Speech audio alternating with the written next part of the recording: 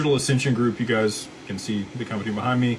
I'm the principal there, and really over the long term, right now our main focus is family office, wealth management, private client services for people that have large allocations to digital assets.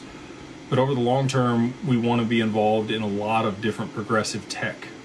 So whether that's AI or space or quantum or robotics, there's a bunch of different technologies that are going to be converging. I've talked about this book before, but if you haven't read The Future is Faster Than You Think, I would highly recommend that book, just so that you can understand the different things that were really on the precipice of adoption as early as 2018. We're here 8 years later in 2026, and we're starting to see regulation around all these things.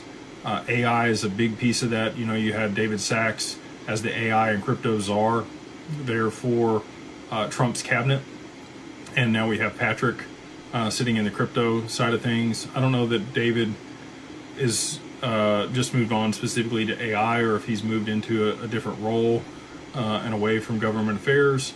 I'd have to go look at that, but I know Patrick's now kind of in the seat driving the crypto discussion. We've got the Clarity Act being marked up this week. Exciting to see that. You've got a lot of large banks and Ripple there in DC tomorrow, having continued conversations around that.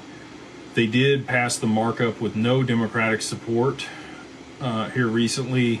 So unless they do get some Democratic support there in the Senate, I think it's highly unlikely that you're going to see the Clarity Act passed in the short term. Patrick, when he was talking on a podcast the other day, actually it was at Ondo Summit, he mentioned April 3rd is kind of the latest date for which he thought that might get passed.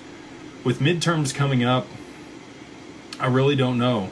If they aren't able to get traction with the way that it's currently written, it may take much longer for that to get passed through as the focus shifts to midterms. And if the Democrats do win enough votes in either the House or the Senate, I do think it's probably going to get much more difficult for the Clarity Act to get passed as it's written.